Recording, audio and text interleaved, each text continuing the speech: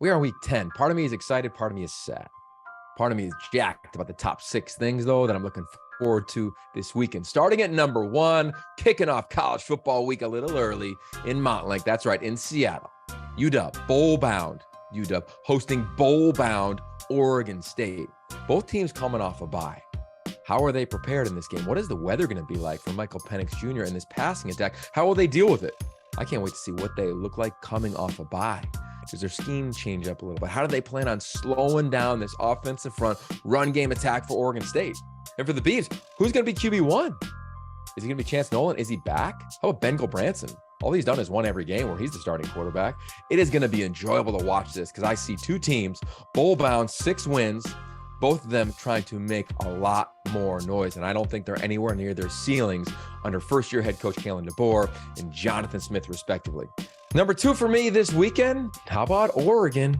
8th ranked Oregon in the initial CFP polls. Like, we know they need a little bit of help, but I do believe that this Oregon Ducks team is playing as well as anybody in this league. They're number 1 to me, and I think they're playing at a level that they can compete against every team that's ranked higher than them. Well, it starts at 12:30 against Colorado on the road, and this Ducks team has a nice combination of youth and veterans. I think Dan Lanning's going to make sure his team is focused in this ballgame. Their offensive line is the best in this league, might be one of the best, if not the best in the country. Bo Nix playing at a Heisman caliber level. We're in November, and as a Heisman voter, he's definitely on my short list of players that we're paying attention to. The receivers have elevated, but what I love most about Bo Nix last week was how he checked the ball down. What does he do against a Colorado defense that will have to try to create a little havoc, try to create a turnover to give Mike Sanford and his squad a chance at what would be a historic upset? Number 3 for me is Washington State going to the farm to face Stanford. For Stanford, it's the 5th straight year they have a set the expectation game. And if you're not familiar with that, find your way to the internet and check out what David Shaw has done for his athletes. They have to sign a set the expectation pledge prior to even taking a snap at Stanford. It's a program led by Brenda Tracy. She shares her invaluable and important message on sexual and relationship violence every year with the program. And Stanford was the first in college football to sign that set the expectation pledge in 2017. She'll be there at the game. She'll be recognized. It'll be on the Pac-12 Networks. And it's one of the most powerful things I think any coach or any program can do in the football season. When you get to the game, Cameron Ward's had moments of brilliance. He's had moments where he struggled. If he finds a little open space, he could have a big afternoon and get Washington State one step closer to a bowl berth. Number 4 for me is number 14 in the initial CFP poll, the Utah Utes.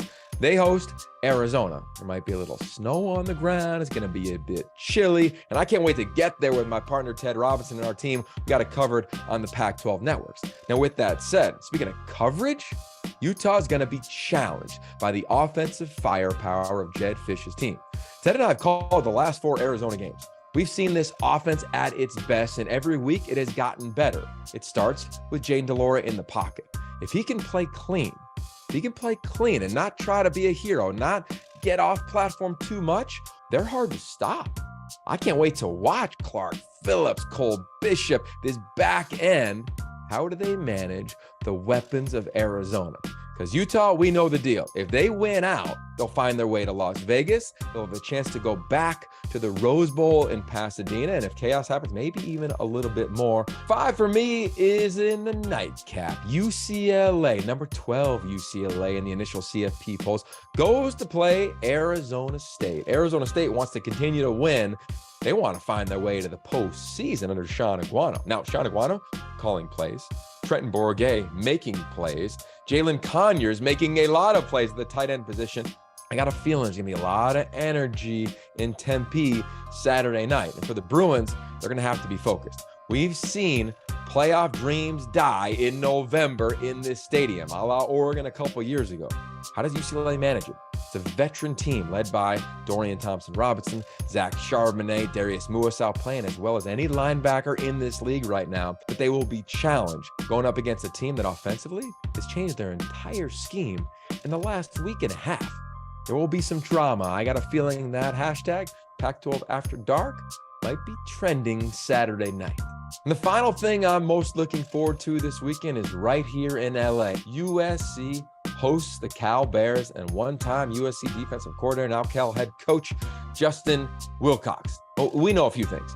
Cal has struggled this year, especially on offense. We also know that Cal has been able to upset somebody every year since he's been the head coach there. And for USC, can they get healthier? A lot of questions there, but we have seen USC and this culture continue to develop.